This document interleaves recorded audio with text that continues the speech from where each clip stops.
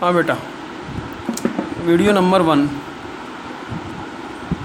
बेटा हमारा पार्ट चल रहा था विलियन मैंने ख़त्म कर दिया था, पूरे टॉपिक ख़त्म कर दिए थे। लास्ट मेरा टॉपिक था असमान, मोलर द्रव्यमान, जिसमें संघनन और वियोजन के बारे में मैंने आपको बताया था। फिर उनके रिलेशन बताए थे, उनके न्यूमेरिकल बताए थे। नोट्स मैंने आपको डाल दिए हैं। एक क्वेश्चन पढ़ा रहा हूँ मैं आपको, ध्यान से सुनना। इस पर कई तरह के क्वेश्चन आते हैं। निम्न यौगिकों को वाष्प दाब, क्वथनांक, हिमांक व परासरण दाब के बढ़ते क्रम में व्यवस्थित करो। कई बार आया हुआ क्वेश्चन है। ये यौगिक मैंने आपको दिए हैं।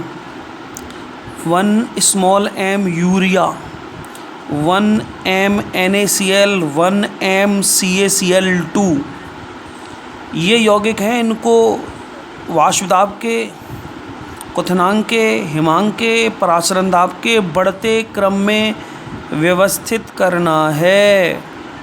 कैसे करेंगे सुनिएगा।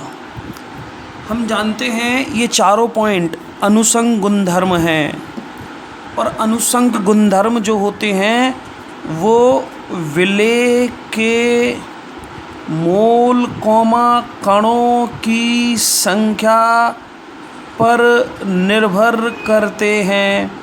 विलेय पदार्थ के मोल या कणों की संख्या पर निर्भर करते हैं अनुसंग गुणधर्म। याद रखना, किसी विलेय पदार्थ के जितने ज़्यादा मोल, जितने ज़्यादा कण, जितने ज़्यादा आयन, जितने ज़्यादा परमाणु उपस्थित होते हैं, उनके अनुसंग गुणधर्म के मान भी उतने ही अधिक प्राप्त होते हैं। बस ये हमें समझ में आ गया तो ये क्वेश्चन हो गया बेटा। कैसे हो गया सुनो, कि यूरिया है ना, ग्लूकोज है, सुक्रोज है, यूरिया, ग्लूकोज, सुक्रोज, ये एक ऐसे पदार्थ हैं जिनको पानी में घोलने पर इनका वियोजन नहीं होता। मतलब ये अपने आयनों में नहीं टूटते, ना वियोजित होते हैं, ना संगुणित होते हैं, इनका वियोजन नहीं होता। बेटा NaCl टूट कर Na++ Cl- देता है। ये मुझे कितने मोल आयन देता है? 2 मोल। 1 मोल NaCl से CaCl2 का जब वियोजन होगा बेटा, तो Ca+2 और 2Cl- प्राप्त होंगे। तो मुझे 1 मोल से 1 + 2 3 मोल प्राप्त होंगे। तो आपने देखा कि यूरिया का तो वियोजन होता ही नहीं है। NaCl से मुझे 2 मोल आयन प्राप्त होते हैं। CaCl2 के वियोजन से मुझे 3 मोल आयन प्राप्त होते हैं। इसका वियोजन होता ही नहीं है। तो सीधी सी बात है कि CaCl2 के अनुसंग गुणधर्म ज़्यादा होंगे। सबकी मोलरता एक जैसी है। 1 small m, 1 small m, 1 small m, तो मोलरता तो एक जैसी है। तो जो क्वेश्चन का आंसर आएगा वो इनके वियोजन के बाद उपस्थित कणों की संख्या पर निर्भर करेगा। जो पदार्थ वियोजित होकर जितने मोल आयन देंगे, उतने ही अनुसंग गुणधर्म में वृद्धि होगी। ठीक है, अब कैसे करते हैं? सबसे पहले वाष्प दाब के बढ़ते क्रम में हम जानते हैं कि जैसे जैसे शुद्ध विलायक के अंदर अवाष्पशील विलेय पदार्थ घोला जाता है, इसके वाष्प दाब में, मेरी इस लाइन को ध्यान से सुनना, जैसे जैसे शुद्ध विलायक में अवाष्पशील विलेय पदार्थ घोला जाएगा, अवाष्पशील विलेय पदार्थ के जितने मात्रा घोली जाएगी, जितने आयन घोले जाएंगे, जितने ज़्यादा कण घोले जाएंगे, वाष्प दाब में कमी आएगी। क्वथनांक की बात करें तो उसमें वृद्धि होगी। हिमांक की बात करें तो कमी आएगी। और परासरण दाब की बात करें तो वृद्धि होगी। ये 4 पॉइंट आपको फोकस करने हैं। जैसे जैसे शुद्ध विलायक में वाष्पशील विलेय पदार्थ की संख्या, मात्रा, कणों की संख्या, आयनों की संख्या अधिक होती जाएगी, उसके वासुदाब में कमी, क्वथनांक में वृद्धि, हिमांक में कमी, परासरण दाब में वृद्धि होती चली जाएगी। बस हो गया मेरा आंसर, ये आपके सामने आंसर हो गया। अब देख लो CaCl2 कितने मोल दे रहा है, 3 मोल। तो यहाँ ये 2 मोल ये वियोजित नहीं होता, तो इसका वासुदाब सबसे कम होगा। मुझे बढ़ते क्रम में लिखना है, तो CaCl2 सबसे पहले कम, फिर NaCl इससे ज़्यादा और यूरिया इससे ज़्यादा।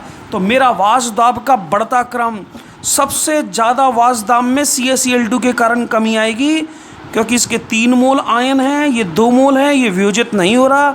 वासुदाब में कमी CaCl2 के विलयन में होगी, इससे ज़्यादा वृद्धि, इससे ज़्यादा वृद्धि, ये हो गया बढ़ता क्रम। बस एक लाइन से सारे क्वेश्चन सॉल्व हो गए मेरे। वासुदाब में कमी है तो क्वथनांक में, अगर वासुदाब में कमी आएगी तो क्वथनांक में वृद्धि होगी। इसको उल्टा लिख दो, वृद्धि। CaCl2 NaCl2 ये हो गई सामने। अब बढ़ते क्रम में तो सबसे पहले लिखोगे यूरिया, फिर लिखोगे NaCl, फिर लिखोगे CaCl2। बढ़ते क्रम में ये देखिए क्वथनांक सबसे ज़्यादा होगा CaCl2 का, क्योंकि क्वथनांक यानी वासुदाब में कमी होगी CaCl2 के में, जिसके वासुदाब में जितनी ज़्यादा कमी होती है उस विलयन के क्वथनांक में उतनी ज़्यादा वृद्धि होती है। फिर बात करूँ हिमांक की, फिर इसको उल्टा लिख दो, CaCl2 NaCl और यूरिया यों की त्यों। ये देखिए बढ़ते क्रम में। बात करूं परासरण दाब की, फिर इसको उल्टा लिख दो, ये देखिए परासरण दाब, हिमांक में कमी, परासरण दाब में वृद्धि। तो फिर ये यूरिया आपके सामने, फिर ये NaCl और फिर ये CaCl2, ये आपके सामने। ये चारों का आंसर आपसे कोई सा भी क्वेश्चन पूछ लेगा। एक लाइन याद रखनी है कि जैसे जैसे कणों की संख्या बढ़ती जाती है, वासुदाब में तो कमी होती जाएगी, क्वथनांक में वृद्धि होती जाएगी, हिमांक में कमी होती जाएगी, परासरण दाब में वृद्धि होती जाएगी। इस लाइन को पकड़ लो। सारे क्वेश्चन डिपेंड करेगा कितने मोल आयनों में टूट रहा है। जो जितने ज़्यादा आयन देगा उसके वासुदाब में उतनी ज़्यादा कमी आएगी। अनुसंग गुणधर्म के मान बढ़ते चले जाएंगे, क्योंकि अनुसंग गुणधर्म किसी विलयन में उपस्थित विलेय पदार्थ के मोलों की संख्या या कणों की संख्या पर निर्भर करते हैं। ठीक है बेटा, ये एक इस तरह का क्वेश्चन आपके सामने। इस पाठ के पीछे के क्वेश्चन जो इस पाठ के पीछे दे रखे हैं वो मैं आपको सेंड कर रहा हूँ, उनको पढ़ लेना। सॉल्व पूरे क्वेश्चन सॉल्व हैं, उनको पढ़ लोगे, पाठ पढ़ा दिया, बिल्कुल क्वेश्चन कंप्लीट हो जाएंगे। नहीं आए तो मेरे से बार बार पूछो, बार बार आपसे कह रहा हूँ समझ लो, पूछ लो। नहीं पूछोगे तो कुछ नहीं कर पाओगे। बच्चे बस पढ़ रहे हैं, एक भी क्वेश्चन कोई बच्चा नहीं पूछ रहा है। समझ में नहीं आ रही मेरे को, कैसे पढ़ रहे हो भाई? किसी को प्रॉब्लम नहीं आ रही क्या भाई? प्रॉब्लम पूछो तो सही। मेरे व्हाट्सएप नंबर पे कोई भी चीज़ नहीं आ रही उसको पूछ लो आप कि सर ये प्रॉब्लम। ऐसे ही चलेगी पढ़ाई बेटा, ऐसे ही नोट्स लिखने में आएंगे। तीसरा पार्ट चालू करूँगा आज दोबारा, इसकी क्वेश्चन भेज रहा हूँ मैं आपको, ठीक है ना? देख लेना उनको।